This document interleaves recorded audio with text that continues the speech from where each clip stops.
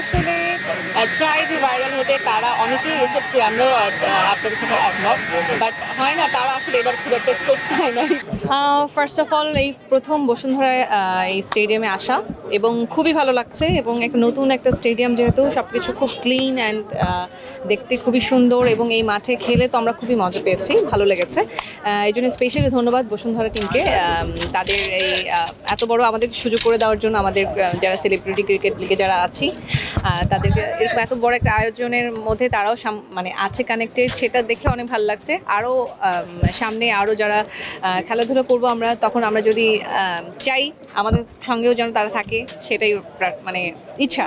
আচ্ছা, first of all আমি কিন্তু আগের বার খেলা দেখেছেন? হ্যাঁ, খেলাগুলো দেখেছি, বাট সবাই বলছে, নট অনলি মি, সবাই বলছে যে এরকম একটা প্রফেশনাল স্টেডিয়ামে খেলা খেলতে পেরে তারাও খুবই হ্যাপি। ইনডোরে তো আসলে ওভাবে বোঝা যায় না, বাট আউটডোরে এটা একটা অন্যরকম ফিল। মনে হচ্ছে যে আমরা হয় না আইপিএল বিপিএল এরকম খেলার মতো আর কি, সবাই ওরকম ফিল করছে। আর জানবানি শাড়ি, তো এই গানটি আসলে এই গানটি খুব রিসেন্টলি, যেহেতু খেলার আমেজ ছিল এই জন্য আমার গানটা বের হওয়ার চান্স ছিল কম, আমি ওখানে মনোযোগ দিতে পারিনি।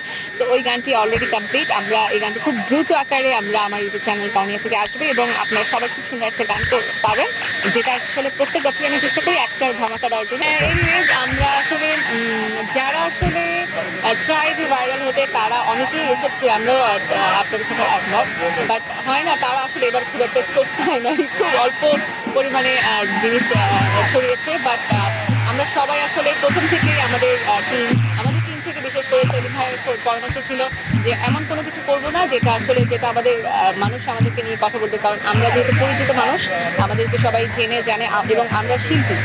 সো শিল্পীদের কাছ থেকে একটা খারাপ ফিডব্যাক পাওয়া কিন্তু আসলে দর্শকদের কাছ থেকে এটা আমাদের জন্যই খারাপ, সবার আমরা বদনাম হব।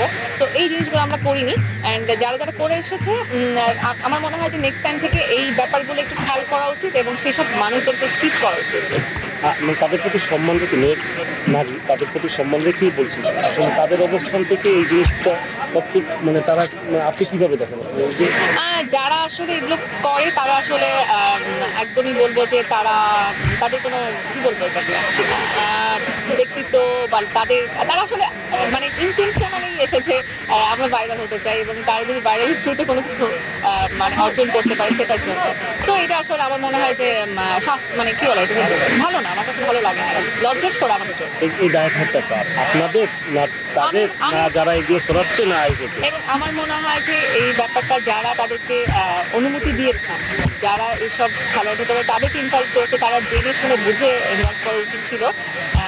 আমরা তো জানি না আসলে তারা এটা করেছে, যদি করে থাকে তারা আসলে ইন্টেনশনালি হয়তো করেছে। এই দায়ভারটা কাদের? অবশ্যই আমাদের যারা যারা তাদেরকে ইনভলভ করেছে তাদের, যারা আসলে চাই যে ভাইরাল হতে তারা অনেকেই এসেছে, আমরাও আপনাদের সাথে একমত, বাট হয় না, তারা আসলে এবার খুব একটা স্কোপ পায় না। ফার্স্ট অফ অল এই প্রথম বসুন্ধরায় এই স্টেডিয়ামে আসা এবং খুবই ভালো লাগছে এবং একটা নতুন একটা স্টেডিয়াম যেহেতু সবকিছু খুব ক্লিন অ্যান্ড দেখতে খুবই সুন্দর এবং এই মাঠে খেলে তো আমরা খুবই মজা পেয়েছি, ভালো লেগেছে।